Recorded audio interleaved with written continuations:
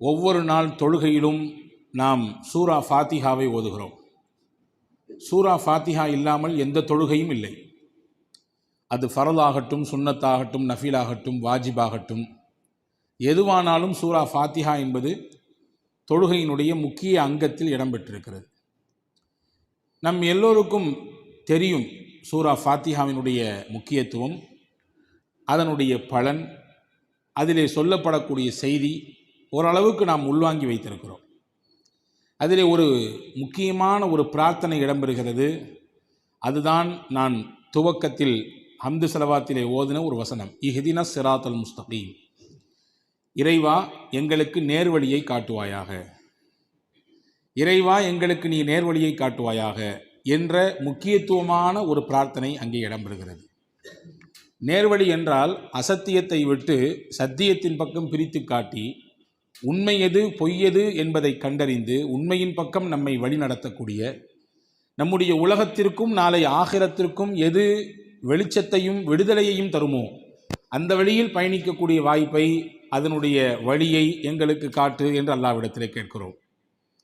இது இந்த அர்த்தத்தோடு முடிந்து போகக்கூடிய விஷயம் அல்ல. இதையும் தாண்டி நம் வாழ்க்கையில் ஏற்படக்கூடிய கஷ்டங்கள், சோதனைகள், நெருக்கடிகள், இதிலே நிலை குலையாமல் நான் இருக்க வேண்டும் என்றும் இதிலே அர்த்தம் கொள்ளலாம். நான் தடுமாற்றம் ஏற்பட்டு திக்கி திணறிவிடக்கூடாது, எனக்கு வழிகாட்டு என்றும் கேட்கலாம். என் மனசோர்வினால் நான் நொந்து நூலாகி என்னையே ஏன் இந்த வாழ்க்கை என்று நொந்து கொள்ளும் அளவிற்கு உண்டான நிலையில் நான் அமைந்துவிடக்கூடாது. சோதனைகளும் நெருக்கடிகளும் வரும்பொழுது நான் துவண்டு நான் ரொம்பவும் பலகீனப்பட்டு விடக்கூடாது. வாழ்க்கையிலே எந்த ஒரு சருகுதலும் சல்லாபமும் ஏற்பட்டு என் வழி தடுமாறி நான் எங்கேயும் போய் விழுந்து விடக்கூடாது என்பதெல்லாம் இதிலே நாம் பொருளாக கொள்ள முடியும். அன்பு சகோதரர்களே, இன்றைய காலச்சூழலில் இந்த மாதிரியான நிலைப்பாட்டோடு நம்மிலே பலர் வாழ்க்கையை நகர்த்தி கொண்டிருக்கிறோம். எனவே தான் இன்றைக்கு கவுன்சிலிங் உலகமாக மாறியிருக்கிறது. ஏதாவது ஒரு சிரமம் என்றால் யாரிடத்திலாவது போய் தெளிவை கேட்டு அவர்கள் சொல்லக்கூடிய அந்த அனுசரணையான வார்த்தைகள் நமக்கு ஒரு ஆறுதலை தருவதாக நாம் உணர்கிறோம். குடும்பத்தில் சிக்கல் என்றால் கவுன்சிலிங், தொழிலில் ஏதாவது ஒரு பிரச்சனை என்றால் அது சார்ந்த வல்லுநர்களிடத்திலே நாம் கவுன்சிலிங் போகிறோம்.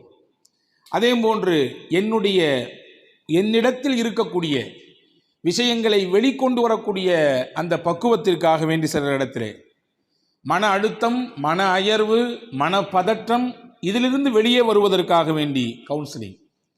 திருமணமானதற்கு பிறகு ஏற்பட்ட பல்வேறு விதமான இடைஞ்சல்கள், அதாவது மனரீதியான குழப்பங்கள், முட்டல், மோதல்கள், இதிலிருந்து வெளியே வருவதற்கு கவுன்சிலிங்.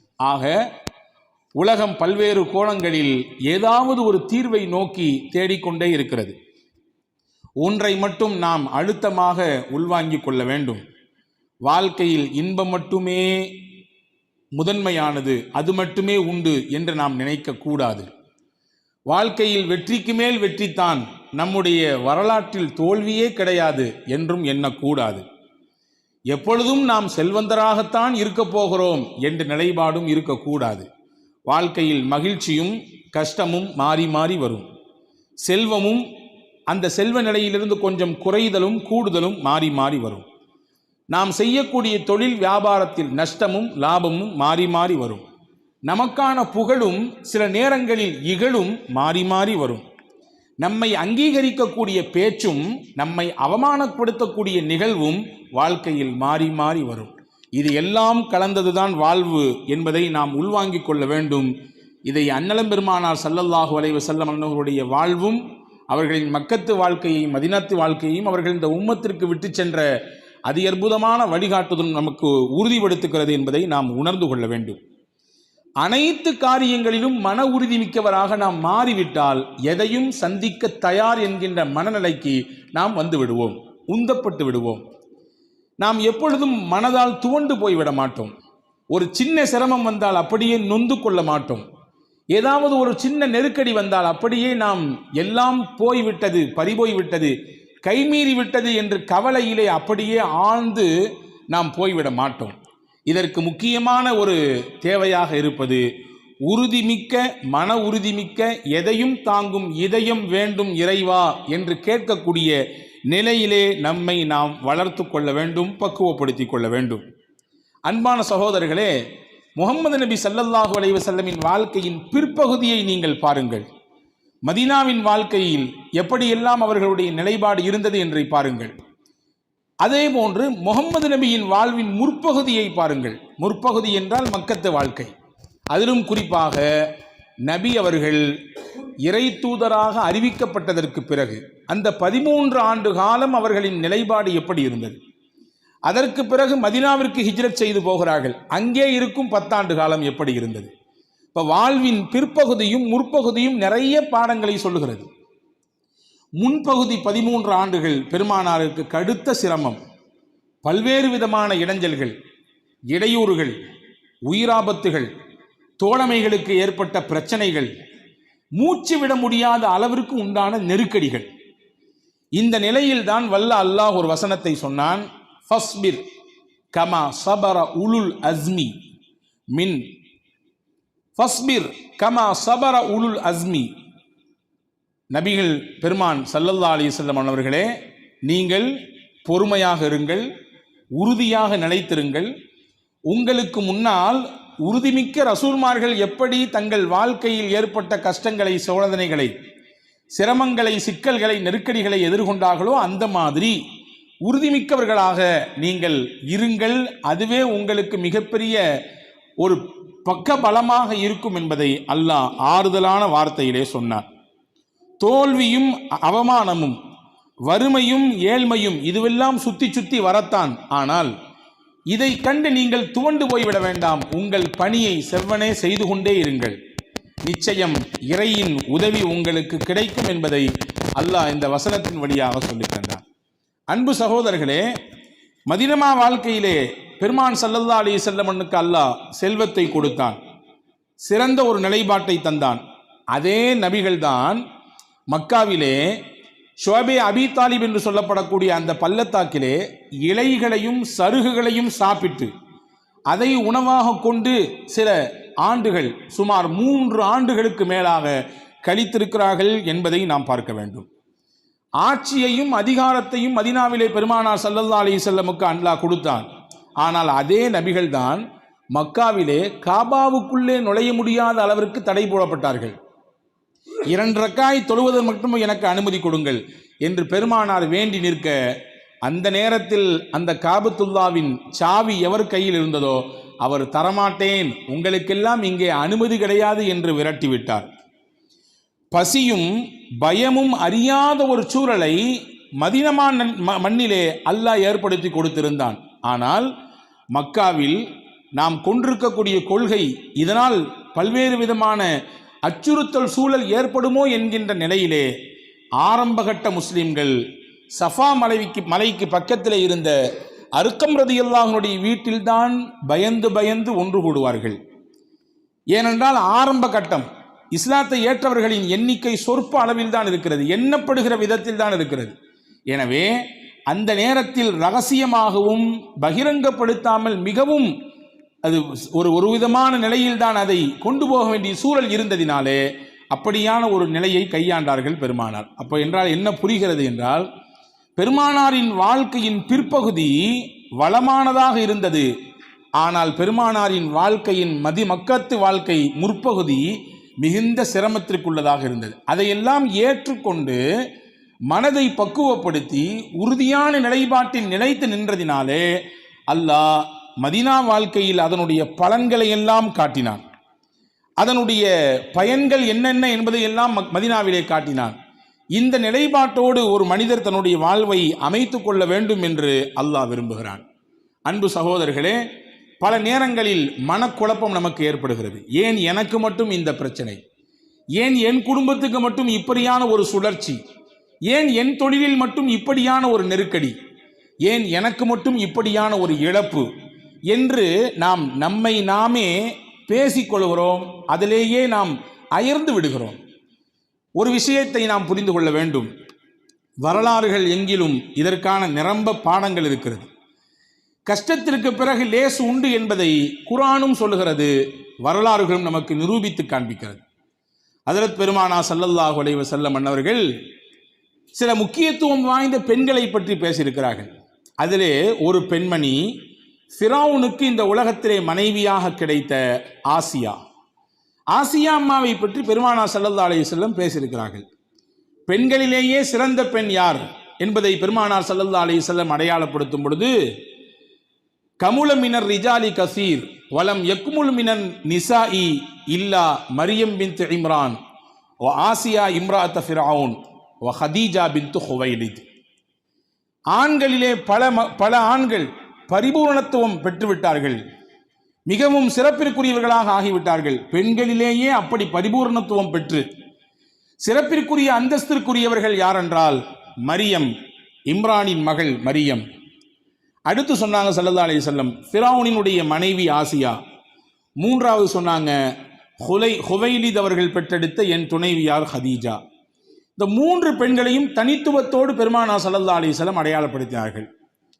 எத்தனையோ பல சீதேவி பெண்கள் இருக்க இவர்களை மட்டும் அடையாளப்படுத்தி முன்னிலைப்படுத்துவதற்குரிய முக்கிய காரணம் என்னவென்றால், இவர்களின் வாழ்க்கையில் அவ்வளவு மேடு பள்ளங்கள், அவ்வளவு சிரமங்கள், கஷ்டங்கள், நெருக்கடிகள், சோதனைகள் இதுவெல்லாம் தொடர்ச்சியாக அடுக்கடுக்காக வந்தது. எல்லாவற்றையும் தாங்கிக் கொண்டு மலை போன்று உறுதியாக நின்றார்கள். மரியம் அலைஹிஸ்ஸலாம் மீது என்ன அவதூறு சுமத்தப்பட்டது? ஆண் துணை இல்லாமல் பிள்ளை பெற்றிருக்கிறார், அப்போ தப்பு செஞ்சிருச்சு, இந்த அம்மா தப்பான உறவு கொண்டு விட்டது என்றெல்லாம் ஊர் பேசியது. அந்த பிள்ளையை வளர்ப்பதற்காக வேண்டி அவர்கள் பட்ட சிரமங்கள், அந்த பாடுகள், இதையெல்லாம் ஏற்றுக்கொண்டு உறுதியான நிலைப்பாட்டோடு நின்றார்கள். எனவே வரலாற்றில் அவர்கள் வசந்தமாக வாழ்ந்து கொண்டிருக்கிறார்கள். ஹதீஜா ரலியல்லாஹு தஆலா அன்ஹா நபிகளார் ஸல்லல்லாஹு அலைஹி வஸல்லம் அன்னவர்களுடைய வாழ்க்கைக்கு உள்ளே அவர்கள் வருவதற்கு முன்பாகவே 2 கணவனை நிக்காஹ் செய்து கணவனை இழந்த விதவை பெண்ணாக இருந்தார்கள். இனிமேல் கல்யாணமே வேண்டாம் என்ற நினைப்பில் இருக்கும் பொழுது முகம்மது நபியினுடைய செயல்பாடும் அவர்களுடைய பழக்க வழக்கமும் அவர்களிடத்தில் இருந்த உயர்ந்த குணங்களால் ஈர்க்கப்பட்டு பெருமானாருக்கு மனைவியாக மாறுகிறார்கள். மிகுந்த செல்வ செருக்கோடு வாழ்ந்த ஹதீஜா அம்மா இஸ்லாத்தை ஏற்றதற்கு பிறகு பெருமானாரின் அடையாளமாகவே மாறி போனார்கள். தன் மொத்த செல்வத்தையும் பெருமானாரின் காலுக்கு கீழே கொட்டினார்கள். அதோடு மட்டுமல்ல, காசு கொடுத்துட்டேன், மற்ற வேலைலாம் நீங்க பார்த்துங்க என்று ஒதுங்கி நிற்காமல் களம் இறங்கி இந்த சத்திய இஸ்லாத்திற்காக வேண்டி வந்த அம்புகளை எல்லாம் தாங்கி பிடித்து அதில் ஏற்பட்ட காயங்கள், அதில் ஏற்பட்ட பல்வேறு விதமான நெருக்கடிகளை சமாளித்தார்கள். கடைசி வரை நிலையாக நின்றார்கள். நமக்கெல்லாம் தெரியும், முகம்மது நபி மதீனாவிற்கு போய் மறுபடியும் மக்காவுக்குள்ளே வெற்றி வாகை சூடி வந்த நேரத்திலே வெற்றியின் கொடி பெருமானார் ஸல்லல்லாஹு அலைஹி வஸல்லம் கையில் இருந்தது. 8 ஆண்டுகளுக்கு பிறகு மக்கமா நகர் மறுபடியும் வெற்றி கொள்ளப்படுகிறது. வெற்றியின் கொடியை வைத்திருந்த பெருமானார் அதை எங்கே கொண்டு போய் நட்டினார்கள் தெரியுமா? ஹதீஜா அம்மா அடக்கம் செய்யப்பட்டிருக்கக்கூடிய அந்த முஅல்லா என்ற அந்த கபிரிஸ்தானிலே அவர்களுடைய தலைமாட்டுக்கு பக்கத்திலே கொண்டு போய் நட்டி வைத்தார்கள். என்ன காரணம், என்ன சொல்ல வருகிறார்கள் பெருமானார்? ஹதீஜா அம்மா, நீங்க போட்ட விதை இப்போ வளர்ந்து விருட்சமாக இருக்கிறது.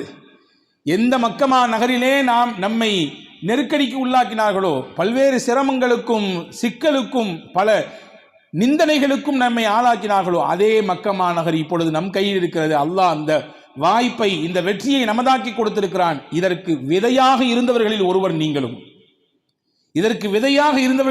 நீங்களும். எனவே அல்லாஹ்விற்கு அடுத்து உங்களுக்கு இந்த வெற்றியை நான் காணிக்கையாக்குகிறேன் என்கின்ற பொருளில் பெருமானார் ஸல்லல்லாஹு அலைஹி வஸல்லம் அந்த செயல்பாட்டை அமைத்து கொண்டார்கள். அப்போ செக்கல் சிரமங்களின் சமயங்களில் உறுதியான நிலைப்பாட்டோடு இருந்தவர்களை பெருமானார் பேசியிருக்கிறார்கள். அந்த வரிசையிலே ஆசியா அம்மா ரொம்பவும் முக்கியத்துவம் வாய்ந்தவர்கள். ஃபிரௌனுக்கு மனைவிதான். நமக்கு தெரியும் ஃபிரௌன் யார்? அன ரப்புக்குமுல் ஆலா, நான் தான் உங்களின் உயர்வான இறைவன் என்று சொன்னவன். உலகத்தில் நானே இறைவன் என்று சொன்னவர்களின் பட்டியலிலே முக்கியமானவன் ஃபிரௌன். ஏனென்றால் அந்த வார்த்தையை இறைவனை குறிப்பிடுகிறான். திருக்குரானிலே அல்லாஹ்வே குறிப்பிடுகிறான், அன ரப்புக்குமுல் ஆலா, நானே உங்களினுடைய உயர்ந்த இறைவன் என்று ஃபிரௌன் சொன்னான். என்னை இறைவனாக ஏற்றுக்கொண்டவர்களுக்கு வாழ்க்கை உண்டு, இல்லை என்று ஒதுங்கியவர்களுக்கு, ஏற்க மறுப்பவர்களுக்கு நான் அவர்களுக்கு உலகத்திலேயே நரகம் என்றால் என்னவென்று காண்பிப்பேன் என்று கர்ஜித்து கொண்டிருந்தான். அவனுக்கு மனைவியாக அமைந்தவர்கள்தான் ஆசியா அம்மா. ஆனால் இறைவனின் நாட்டம், இறைவனின் நாட்டம். இறைவன் என்று தன்னை வாதிட்ட அந்த ஃபிரௌனுக்கு மனைவியாக கிடைத்தவர்கள், இவன் இறைவன் இல்லை, இவனையும் என்னையும் இந்த உலகத்தையும் படைத்த ஏக இறைவன் அல்லாஹுதான் என்று சொல்லி இறை தூதர் மூசா அலைஹிஸ்ஸலாமை ஏற்றுக்கொண்டு அதனால் ஏற்படக்கூடிய பின் விளைவுகளை எல்லாம் சமாளிப்பதற்கு உறுதி பூண்டு இருந்தார்கள். அதனால் சில பின் விளைவுகளும் சந்தித்தார்கள், கடுமையான நெருக்கடிகளை சந்தித்தார்கள். வரலாறு இதை விரிவாக பேசுகிறது. ஃபிரௌனை பற்றி திருக்குர்ஆனில் ஒரு இடத்துல வருகிறது, ஓ ஃபிரௌனுதுல் அவுதாத், முளைக்குச்சிகள் உடையவன் ஃபிரௌன் என்று அல்லாஹ் சொல்கிறான். ஏன் இந்த வார்த்தையை இறைவன் பயன்படுத்த வேண்டும் என்றால், தனக்கு மனைவியாக கிடைத்த ஆசியா அம்மாவை சித்திரவதை செய்தான், நோவுபடுத்தினான், பாலைவனத்தில் படுக்க வைத்து அவர்களுடைய 2 கையிலும் காலிலும் சிலுவையை போன்று அந்த குச்சிகளை நட்டி வைத்து வேதனை செய்வான். பாறை போன்று உறுதியாக இருப்பார்கள், அசைய மாட்டார்கள், ஆடவும் மாட்டார்கள். அந்த நேரத்தில் அவ்வளவு துன்பத்தையும் வாங்கி கொண்டிருக்கிற பொழுது அவர்கள் ஏக இறைவனிடத்தில் கேட்ட துவாவை அல் குர்ஆனிலே அல்லாஹ் பதிவு செய்கிறான். ரப்பி பினிலி இந்தக பைத்தன் ஃபில் ஜன்னா வனஜ்ஜினி மின் ஃபிர்அவுன வ அமலிஹி வனஜ்ஜினி மினல் கௌமில் ஸாலிமீன். இறைவா, இதோ இந்த ஃபிரௌன் தன்னையே இறைவன் என்று சொல்லி வாதித்துக் கொண்டிருக்கிறான், இப்பொழுது என்னை துன்புறுத்துகிறான், அவன் கொள்கைக்கு என்னை இழுக்க பயம்புறுத்துகிறான், வேதனை செய்கிறான், உச்சபட்சமான துன்பங்களை எனக்கு தருகிறான். இப்பொழுது நான் உன்னிடத்தில் கேட்பது, எனக்கு சொர்க்கத்தில் ஒரு வீடு வேண்டும், அதை எனக்கு நீ காட்ட வேண்டும், இந்த ஃபிரௌன் செய்யக்கூடிய கொடுமைகளிலிருந்து எனக்கு நீ விடுதலையை தர வேண்டும் என்று துவா செய்தார்கள். இதை அப்படியே ஹதீஸ் பதிவு செய்கிறது. அவர்களின் உடலில் இருந்து உயிர் பிரிவதற்கு முன்னால் அவர்களுக்கான சொர்க்கத்தின் வீடு எதுவோ அதை அல்லாஹ் ஆசியா அம்மாவிற்கு கண்ணுக்கு முன்னால் காட்டினான். அதை பார்த்ததற்கு பிறகுதான் அவர்களுடைய உடலிலிருந்து உயிர் பிரிந்தது என்ற வரலாற்றை நமக்கு எழுதுகிறார்கள். இங்கே ஒரு விஷயம், நான் தான் உங்களின் உயர்வான இறைவன் என்று சொன்னவன் வீட்டிலே அவனுடைய பொஞ்சாதி அவனை ஏற்றுக்கொள்ளவில்லை. அவன் வீட்டிலே வளர்ந்த ஒரு குழந்தை நபியாக மாறியது. அப்படி என்றால் ஃபிரௌனே, நீ எவ்வளவு பலவீனமானவனாக இருக்கிறாய் என்பதை அல்லாஹ் உணர்த்துகிறான். 1000 கத்திகளோடு ஊருக்குள்ளே சுத்தி கொண்டிருந்தார்கள். தன்னுடைய ஆட்சிக்கும் அதிகாரத்திற்கும் உலை வைக்கக்கூடிய பிள்ளையை அப்படியே கத்தியை கொண்டு 2ஆக கீறி பிளந்து விட வேண்டும் என்ற எண்ணத்திலேயே 1000 கத்திகளோடு ஊரிலே சுத்தி வந்தார்கள். ஆனால் எந்த குழந்தையை கொல்ல வேண்டும் என்று நினைத்து எல்லா குழந்தைகளையும் கொண்டார்களோ அதே குழந்தையை ஃபிரௌனின் வீட்டில் வைத்தே இறைவன் வளர்த்தான். 1000 பெண்கள் ஃபிரௌனுக்காக வேண்டி மண்டியிட்டு அவனுக்கு முன்னால் சாஷ்டாங்கம் செய்து நீங்கள் தான் இறைவன் என்பதை ஏற்றுக்கொள்கிறேன் என்று சொல்லக்கூடிய சூழலிலே அவன் வீட்டில் அவனுடைய அறையில் அவனுக்கு மனைவியாக இருந்த ஆசியா அம்மா மாட்டேன் என்று சொன்னார்கள். அப்படி என்றால் ஒன்றை இறைவன் உணர்த்துகிறான், நீ மனிதர்களை ஆளுகிறாய் சரிதான், ஆனால் மனித மனங்களை ஆளக்கூடியவன் நானாக இருக்கிறேன், மனித மனங்களை நான் ஆளுகிறேன். எனவே நீ வெளிரங்கத்தில் உடலை மட்டும்தான் ஆளுகிறாய், நான் அந்தரங்கத்திலே கல்புகளை, எண்ணங்களை, உள்ளங்களை ஆண்டு கொண்டிருக்கிறேன் என்பதை அல்லாஹ் உணர்த்துகிறான். பிலால் ரலியல்லாஹு அன்ஹு கடுமையாக வேதனைப்படுத்தப்பட்டாங்க என்று நமக்கு தெரியும். உமையத் பின் கலஃப் அவனிடத்திலே அடிமையாக இருக்கும் பொழுதுதான் பிலால் ரலியல்லாஹு அன்ஹு கடுமையான சித்திரவதை செய்யப்பட்டாங்க.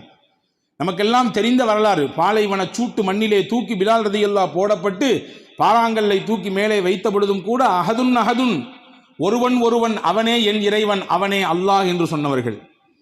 வெந்து அவர்களின் உடலில் இருந்து வரக்கூடிய சீலும் அந்த வேர்வை நீரும் இரத்தமும் அந்த சூட்டிலே படும் பொழுது அப்படியே ஆவியாக பறக்குமாம். அப்படி என்றால் எவ்வளவு சூடு என்று நாம் பார்த்துக் கொள்ள வேண்டும். பிலால் ரலியல்லாஹு அன்ஹு இடத்திலே பிற்காலத்திலே கேட்கப்பட்டதாம், கைஃப தஸ்பீரு அலா தஅதீபி உமையத் பின் கலஃப். உமையத் பின் கலஃப் உங்களை போட்டு படாத பாடுபடுத்தினான, மணலில் போட்டு வறுத்தெடுத்தானே, எப்படி நீங்கள் தாங்கிட்டீங்க? அந்த வேதனை எப்படி நீங்கள் தாங்கினீங்க? பிலால் ரலியல்லாஹு சொன்னாங்க, ஹலாவத்துல் ஈமானி பி மிராஅத்தில் அஸாபி. என்னை வேதனைப்படுத்தக்கூடிய அந்த நேரத்திலே அதற்கு இணையாக நான் எதை பார்த்தேன் என்றால் என் இறை நம்பிக்கையின் அந்த டேஸ்ட், அந்த ருசியை நான் உணர்ந்து கொண்டிருந்தேன். அந்த ருசியிலேயே நான் என் மயக்கத்தை விட்டிருந்ததினாலே வேதனை எனக்கு வேதனையாகவே தெரியவில்லை. இங்கே ஒரு செய்தியை புரிய வேண்டும்.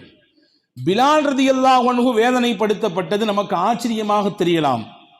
ஆனால் சில வரலாற்று ஆசிரியர்கள் சொல்கிறார்கள் அது பெரிய ஆச்சரியம் இல்லை. காரணம், பெண்ணை விட உடலால் வலிமையினால் கொஞ்சம் ஆண்கள் மேலானவர்கள் தான். அதிலும் குறிப்பாக பிலால் ரலியல்லாஹு அன்ஹு அடிமையாக இருந்து சேவகம் செய்தவர்கள். பல கஷ்டமான பணிகள் அவருக்கு கொடுக்கப்பட்டிருக்கிறது. அடிமை நிலையில இருக்கும் பொழுது அதையெல்லாம் செய்து கொண்டிருந்தார். அந்த நிலையில் இருக்கிற பொழுது அந்த கஷ்டத்தை அவர்கள் அனுபவித்தார்கள். அதிலே மாற்று கருத்தில்லை, அதை குறைத்து மதிப்பிடவில்லை. ஆனால் ஒரு பெண்ணாக அந்த வேதனையை அனுபவித்த ஆசியா அம்மாவினுடைய நிலைதான் இங்கே உயர்தரமான கண்கொண்டு பார்க்க வேண்டிய நிலை. காரணம், வசதி வாய்ப்புகளோடும் பல்வேறு விதமான சொகுசான நிலையிலும் இருந்த ஆசியா அம்மாவிற்கு வேதனைகளை தாங்கிக் கொள்ளக்கூடிய ஆற்றல் எங்கிருந்து கிடைத்தது? 2 கையும் 2 காலும் கட்டி போடப்பட்டிருக்கிறது. கம்புகளால் குச்சிகளால் அப்படியே பூமியில் நட்டி வைக்கப்பட்டிருக்கிறது. வேதனை கொண்டு அவர்களை சித்திரவதப்படுத்தப்படுகிறது. அந்த நேரத்தில் ஆசியா அம்மா சிரித்தார்கள். ஃபிரௌன் கேட்டானாம். இப்னு கஸீரிலே இந்த செய்தி பதிவாக இருக்கிறது. என்னையா ஆச்சரியம், இம்புட்டு வேதனை, இம்புட்டு வெயில், இப்போ 2 அறுக்க போறேன், துண்டாக்க போறேன், பீஸ் பண்ண போறேன், இப்போ இந்த அம்மா சிரிக்குது, ஆசியா எப்படி சிரிக்குது அப்படி என்று கேட்டானாம். ஏன் ஆசியா அம்மா அவர்கள் சிரித்தார்கள் என்றால், தனக்கான கூலி என்ன, இந்த சோதனைகளை இந்த கஷ்டங்களை தாங்கிக் கொள்வதனால் தனக்கு இறைவன் தரக்கூடிய வெகுமதி என்ன என்பதை அல்லாஹ் காண்பித்து விட்டான். அதுதான் சொர்க்கத்தின் வீடு. அதை பார்த்தார்கள். அப்படியே அவர்கள் சிரிப்பிலேயே அவர்களுடைய உயிர் பிரிந்தது. ஃபிரௌனுக்கு தெரியாது இதன் கூலி சொர்க்கத்தின் அதிபதியான இறைவன் அவர்களுக்கு தரக்கூடிய மாளிகை என்று அவனுக்கு தெரியாது. எனவே புத்தி பேதலித்து போய் அவன் கேட்டான். அதே போன்று இன்னொரு செய்தியையும் வரலாற்று ஆசிரியர்கள் பதிவு செய்கிறார்கள். அல்லாஹுவினால் முடியாதா? அல்லாஹ்விற்கு சக்தி இல்லையா? ஆசியா அம்மாவை காப்பாற்றுவதற்கு, அந்த வேதனைகளிலிருந்து அவர்களை விடுவிப்பதற்கு அல்லாஹ்விற்கு சக்தி இல்லையா? மலக்குகளை வைத்து அல்லாஹ் ஆசியா அம்மாவிற்கு நிழல் கொடுத்தான். பாலைவனத்திலே கொண்டு போய் சூடு மணலிலே பறக்க பறக்க கைகால் ஆடாத அளவிற்கு கட்டி போடப்பட்டு வேதனை செய்யப்படும் நேரத்திலே ஆசியா அம்மாவிற்கு மலக்குகளை வைத்து நிழல் கொடுத்தான். நம்ம அடுத்த கேள்வி என்னன்னா, நிழல் கொடுத்த அல்லாஹ்விற்கு அந்த வேதனையிலிருந்து அவர்களை பாதுகாக்க தெரியாதா? பின்ன ஏன் அந்த வேதனைகளை செய்யும் பொழுது பார்த்து கொண்டிருந்தான்? இந்த நிகழ்வெல்லாம் தற்காலத்தில் நடக்கக்கூடிய விஷயங்களுக்கு மிகப்பெரிய ஆறுதலை நமக்கு தருகிறது. ஏனென்றால் இந்த உலகம் என்பது விதைப்பதற்கான நிலம், இதை அறுவடை செய்வதற்கான ஏற்பாடு மறுமையில் அல்லாஹ் வைத்திருக்கிறான். ஆசியா அம்மா விதைக்கட்டும் என்று அல்லாஹ் பொறுமையாக இருந்தான். அந்த விதைத்த ஒவ்வொரு வித்துக்களுக்கும் அறுவடையை கூலியாக பன்மடங்காக மிகப்பெரிய பிரம்மாண்டமான ஒரு நிலையாக அல்லாஹ் மறுமையிலே கொடுப்பான். எனவேதான் அல்லாஹ் பொறுத்திருந்தான். அவனிடத்திலே படை பட்டாளங்கள் குறைவாக இருக்கிறது என்பதனாலே கொஞ்சம் பார்த்து கொண்டே இருந்தானா? அல்லது அவர்களை எல்லாம் ஏன் எதிர்க்க என்று ஒதுங்கி நின்று வேடிக்கை பார்க்கலாம் என்று நினைத்தானா? கிடையாது. அல்லது அல்லாஹ் இயலாமையில் ஆகிவிட்டானா? எதுவும் கிடையாது. சோதனைகள் தான் வாழ்க்கையினுடைய உள் உணர்வை, அர்த்தத்தை மனிதனுக்கு புரிய வைக்கும். அதை எப்படி அவன் எதிர்கொள்கிறான் என்கின்ற பக்குவத்தையும் பண்படுத்தக்கூடிய பண்பையும் அவனுக்கு அதுதான் தரும். இந்த உலகம் ஒன்றும் சும்மா ஒன்றும் கிடைத்து விடவில்லை. உயர்ந்த சொர்க்கமும் உயர்ந்த நற்பேறுகளும். 950 ஆண்டுகள் நூஹ் அலைஹிஸ்ஸலாம் இந்த சோதனையின் பாதையில் தான் நடந்து போனார்கள். யஹ்யா அலைஹிஸ்ஸலாம் நிற்கப்பட்டு 2 துண்டாக பிளக்கப்பட்டார்கள் இந்த சொர்க்கத்தை அடைவதற்குத்தான். இப்ராஹிம் அலைஹிஸ்ஸலாம் நெருப்பு குண்டத்திலே தூக்கி வீசப்பட்டார்கள் இந்த சொர்க்கத்தை அடைவதற்குத்தான். இஸ்மாயில் அலைஹிஸ்ஸலாமுக்கு முன்னால் கத்தி காண்பிக்கப்பட்டது, அறுக்கப்படக்கூடிய நிலைக்கு தயாராகிவிட்டார்கள். கத்தியை கொண்டு கழுத்திலும் வைத்தாகிவிட்டது. எதற்கு? இந்த சொர்க்கத்தை அடைவதற்குத்தான். எனவே இந்த பாதையில் ஆசியா அம்மா இருக்கிறார்கள். விதைக்கட்டும், பொறுமையாக இருக்கட்டும், அதற்குரிய அறுவடையை மறுமையில் நிறைவாக கொடுப்போம் என்ற அக்கறையில் தான் அல்லாஹ் அங்கே பொறுத்திருந்தான். அப்போ இந்த உறுதிமிக்க நிலைப்பாடு ஆசியா அம்மாவிடத்தில் இருந்ததினாலே அல்லாஹ் அவர்களை சிலாகித்து பேசுகிறான். குரானிலே இம்ராத் ஃபிரௌன் என்ற பெயரிலேயே அவர்கள் அடையாளப்படுத்தப்படுகிறார்கள். அவர்கள் கேட்ட துஆவை அல்லாஹ் குரானிலே பதிவு செய்கிறான். அவர்களின் உயர்ந்த நம்பிக்கையையும் அவர்களுடைய உறுதிமிக்க நிலைப்பாட்டையும் உலகத்திற்கு சொல்லும் பொருட்டு நபிகள் பெருமானார் அவர்களை பற்றி பேசுகிறார்கள். நாளை மறுமையிலே அவர்கள் எனக்கு துணைவியாக வருவார்கள். நாளை சொர்க்கத்திலே அல்லாஹ் எனக்கும் அவர்களுக்கும் திருமணம் செய்து வைப்பான் என்பதை பெருமானார் சொல்கிறார்கள். இதுவெல்லாம் எதற்கு கிடைத்த கூலி என்றால், வாழ்க்கையில் நமக்கு வருகிற சோதனைகளை கஷ்டங்களை எதிர்கொள்ளுகிற நேரத்திலே உறுதியான நிலைப்பாட்டோடு நிச்சயம் இறைவன் எனக்கு உதவி செய்வான் என்ற நம்பிக்கை தளராமல் இருக்கிற பொழுது அல்லாஹ் அவருக்கு கொடுக்கக்கூடிய வெகுமதி என்பதை நாம் புரிந்து கொள்ள வேண்டும். அந்த சிந்தனையில் தான் நம் முன்னோர்கள் வாழ்ந்திருக்கிறார்கள். சின்ன சின்ன சிரமங்கள் வந்தாலும் நாம் துவண்டு போய் விடுகிறோம். எதையெல்லாமோ கற்பனை செய்கிறோம். அதுவால் நடந்திருக்குமோ, இதுவால் நடந்திருக்குமோ, அவன் அங்கே பார்த்தானே நம்மளை, இவன் இப்படி நினைச்சானே, அதனால ஏற்பட்டிருக்குமோ என்றெல்லாம் நம்மளை நாமே கேள்வி கணைக்குள் கொண்டு வந்து நிப்பாட்டி நம்முடைய நிகழ்காலத்தையும் நம்மை சுற்றி இருக்கக்கூடிய நபர்களுடைய நிகழ்காலத்தையும் சந்தோஷத்தையும் நாமே குழி தோண்டி புதைக்கிறோம். அல்லாஹ் எதை செய்தாலும் நன்மை வைப்பான் என்ற அக்கறையோடு நாம் நகருகிற பொழுது நிச்சயமாக அல்லாஹ் அதிலே வழிகளை காட்டுவான். நமக்கெல்லாம் தெரிந்த ஒரு வரலாறு கோடிட்டு காட்டுகிறேன். புகாரி ஷெரீஃபில் இந்த ஹதீஸ் வந்திருக்கிறது. பெருமானா ஸல்லல்லாஹு அலைஹி வஸல்லம் சொன்னார்கள், பனு இஸ்ரவேலர்களிலே ஒரு மனிதர் இருந்தார். அவர் போய் தன் தேவைக்கு கடன் கேட்டார். கடன் கொடுக்கக்கூடிய மனிதர் கேட்டார், உனக்கு யார் சாட்சி கொண்டா அப்படின்னு கேட்டார். அவர் சொன்னார், சாட்சிலாம் எனக்கு யாரும் இல்லை, அல்லாஹ் தான் சாட்சினாரு. சரிப்பா, நீ இந்த கடனை கொடுக்காட்டி யாரு கஃபீல், பொறுப்பு யாரு, உன் இடத்துல இருந்து அந்த கடனை நிறைவேற்றணுமே. அவர் சொன்னார், அல்லாஹ் தான் கஃபீல், வேற யாரு கஃபீல் இருக்கா? உடனே அந்த மனிதர் கொடுத்து விட்டார். 1000 தங்க காசு கேட்டார். 1000 தங்க காசுகளை கொடுத்து விட்டார். குறிப்பிட்ட காலதவணை முடிந்தது. அந்த காலதவணை முடிந்தவுடன் இந்த கடன் வாங்கிய மனிதர் வந்தார். வந்து கடல் ஓரத்தில் நின்றார். அந்த நபரை சந்தித்து அந்த கடனை அடைக்க வேண்டும் என்ற அக்கறையோடு வந்து நிற்கிறார். அன்னைக்கு பார்த்து எந்த படகும் இல்லை, எந்த துடுப்பும் இல்லை. ஆனாலும் கொடுத்த வாக்கை காப்பாற்றணுமே, வாக்கு மீறினால் பெரும் பாவமாச்சே என்று நினைத்தவர் அங்கே ஓரஞ்சாரமாக கிடைந்த கட்டையை எடுத்தார். மரக்கட்டையை எடுத்து 2ஆக பிளந்தார். அதிலே 1000 தங்க காசுகளை வைத்தார். ஒரு துண்டு பேப்பரிலே செய்தி எழுதி வைத்தார், உங்களை நேரிட்டு சந்தித்து கொடுப்பதுதான் முறை, ஆனாலும் வாய்ப்பு ஒன்று கூடவில்லை. எனவே அல்லாவை பொறுப்பாக வைத்து, அல்லாவை ஷஹீதாக சாட்சியாக வைத்து வாங்கப்பட்ட இந்த 1000 தங்க காசு இதோ வைத்திருக்கிறேன், கிடைத்தவுடன் எடுத்துக்கொள்ளவும். அந்த மனிதர் அங்கிட்டு கடல்ல நின்னாரு, வருவாரு என்று பார்த்து பார்த்து கண்ணுதான் பூத்து போனது. கடைசியில் வரல.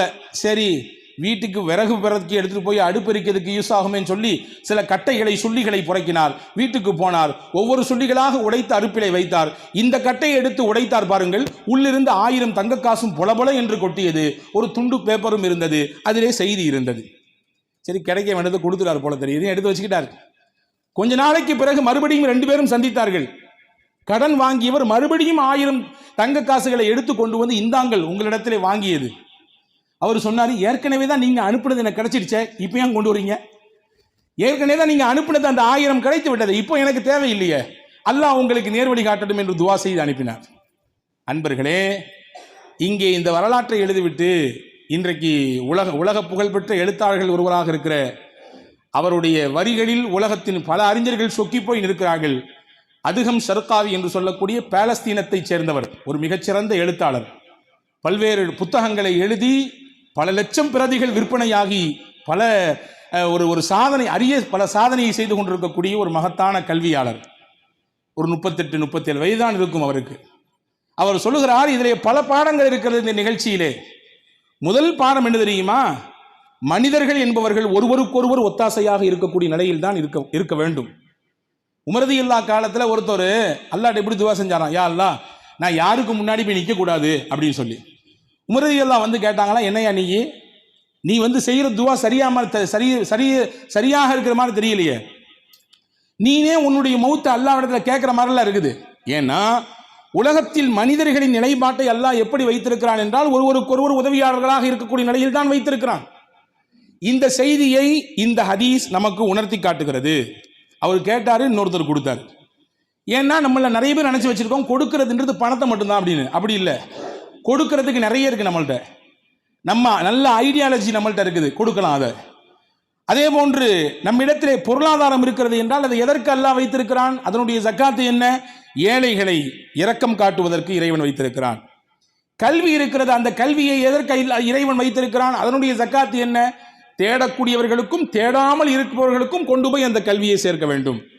இதுவும் கொடுப்பதுதான். உங்களால் என்ன கொடுக்க முடியுமோ கொடுங்கள். ஒருவருக்கொருவர் இணைந்து அந்த கொடுத்து வாழக்கூடிய நிலையை அல்லாஹ் இதிலே உணர்த்துகிறான் என்பதாக அந்த அறிஞர் பெருமானார் சொல்லுகிறார். அதே போன்று எண்ணம் எப்பொழுதுமே நல்லாக இருந்தால் எல்லாத்தையும் அல்லாஹ் நல்லதாக அமைத்து தருவான். வாங்கியவருக்கு என்ன சிந்தனை? கொண்டு சேர்க்க வேண்டும் என்று சிந்தனை. எனவே மரக்கட்டையை அல்லாஹ் என்னவாக மாற்றினான்? கடிதமாக மாற்றினான்.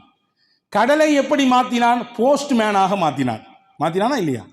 எண்ணம் எப்படி இருந்தது? எப்படியாவது வாங்கியதை கொடுத்து விட வேண்டும். அதற்கு நாம் உரிமைப்பட்டவர். கேள்விக்குட்படுத்தப்பட்டால் என்ன செய்வது? இந்த சிந்தனையும் அக்கறையும் இருந்ததினாலே அல்லாஹ் இயற்கை சூழலை அவருக்கு சாதகமாக மாற்றி கொடுத்தான். எனவேதான் நம் எண்ணங்களை சீராக்கி கொண்டு நடப்போமையானால் எல்லாம் சரியாக நிகழும். நான் ஒரு நல்ல கணவனாக இருக்க வேண்டும் என்று ஒவ்வொரு கணவனும் நினைத்தால் அவர் நினைத்ததை போன்று நல்ல மனைவியாக அல்லாஹ் அவருடைய பெண்மணியை அவருடைய மனைவியாக்கி தருவான்.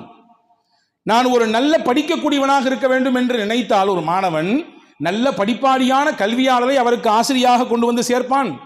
நான் நல்ல நம்பிக்கையாளனாக இருக்க வேண்டும், வாக்கு சுத்தமாக இருக்க வேண்டும், நான் யாரையும் ஏமாற்றி விடக்கூடாது, நான் யாருடைய பொருளிலும் கை வைத்து விடக்கூடாது, யாரையும் நான் எந்த ஒரு கட்டத்திலும் ஒரு சின்ன ஒரு துளியளவு அநீதம் கூட இழைத்து விடக்கூடாது என்று ஒருவர் நினைத்தால் இவருக்கும் அப்படியான ஒரு நல்ல மக்களை கொண்டு வந்து சேர்ப்பான். இவரும் ஏமாற்றப்பட மாட்டார், இவரும் நம்பிக்கை மோசடி செய்யப்பட மாட்டார், இவரும் துளியளவும் அநியாயம் செய்யப்பட மாட்டார். அல்லாஹ் கொண்டு வந்து இணைப்பான். இப்ப இணைக்கும் பாலம் எங்கே துவங்குகிறது? எந்த மனிதருடைய உள்ளத்தில் இப்படி உயர்ந்த சிந்தனை வருகிறதோ அப்படியான சிந்தனையில் உள்ள மக்களை கொண்டு வந்து சேர்ப்பான். எனவே நல்லதை நினையுங்கள் என்பதை இந்த வரலாறு சொல்லித் தருகிறது. ஆக நம்முடைய நிலைப்பாடு கஷ்டம் ஏற்படுகிற பொழுது எதையாவது ஒன்று கிடக்க ஒன்று நினைச்சா கடைசியில் ஒன்று கிடக்க ஒன்று தான் நடக்கும் என்பதை நாம் இந்த நிகழ்வுகளின் மூலமாக எல்லாம் பார்க்கிறோம். எனவே வல்ல அல்லாஹ்விடத்திலே நமக்கு ஏற்படக்கூடிய சிரமங்கள் கஷ்டங்களின் சமயத்திலே உறுதியான மனதோடு வல்ல அல்லாஹ்விடத்திலே துஆவின் வழியாக போராட வேண்டும். ஹதீஸிலே வருகிறது, சையதுனா அப்துல்லா இப்னு அப்பாஸ் ரலியல்லாஹு சொல்கிறார்கள், சஹீஹுல் புகாரிலே வந்து இருக்கக்கூடிய ஹதீஸ், பெருமானார் ஸல்லல்லாஹு அலைஹி வஸல்லமுக்கு கவலை, கஷ்டம், நெருக்கடிகள், சோதனைகள், பயம், பதற்றம் இதுவெல்லாம் வந்தால் என்ன செய்வார்கள்?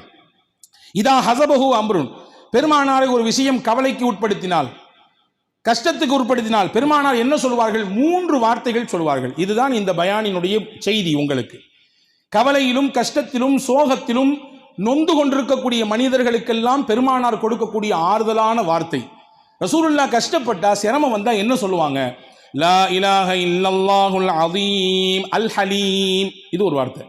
லா இலாஹ இல்லல்லாஹு அல் அதீம் அல் ஹலீம், இது ஒரு வார்த்தை. அடுத்து சொல்லுவாங்க லா இலாஹ இல்லல்லாஹு ரப்புல் அர்ஷில் அதீம், இது 2வது வார்த்தை.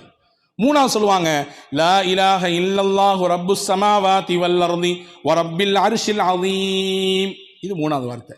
அப்துல்லா பின் அப்பாஸ் ரலியல்லாஹு சொல்றாங்க, இந்த 3 வார்த்தையும் திருப்பி திருப்பி சொல்லிக்கிட்டே இருப்பாங்க. கொஞ்ச நேரத்தில் கவலையின் வெளிப்பாடு தெரிந்த முகத்தின் ரேகையிலே மகிழ்ச்சியின், சந்தோஷத்தின், ஆனந்தத்தின் வெளிப்பாடு தெரியும். பெருமானாருக்கு சிரமங்களும் கவலையும் ஏற்பட்டால் இதைதான் சொல்லுவார்கள். அப்படி என்றால் உலகத்தின் அருள்கொடையாக அனுப்பிய அன்னலம் பெருமானார் ஸல்லல்லாஹு அலைஹி வஸல்லம் அவர்கள் நமக்கு கற்றுத்தருகிறார்கள், உங்கள் வாழ்க்கையில் கவலை மட்டுமே நிரந்தரம் என்று நினைக்க வேண்டாம், இழப்பு மட்டுமே நிரந்தரம் என்று நினைக்க வேண்டாம், நெருக்கடி மட்டுமே நிரந்தரம் என்று நினைக்க வேண்டாம். கால ஓட்டத்தில் எல்லாம் மாறும்.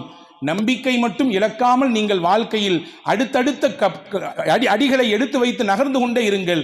நிச்சயம் உங்களோடு இறைவனின் உதவி இருக்கிறது என்பதை இந்த துஆவின் வழியாக நமக்கு கற்றுத்தருகிறார்கள். வல்ல அல்லாஹ் அப்படிப்பட்ட சிந்தனையோடு வாழக்கூடிய நல்ல தௌஃபீக்கை உங்களுக்கும் எனக்கும் எல்லா மக்களுக்கும் வழங்கியருள் புரிவானாக. ஆமீன். வாஹிர் தாவா.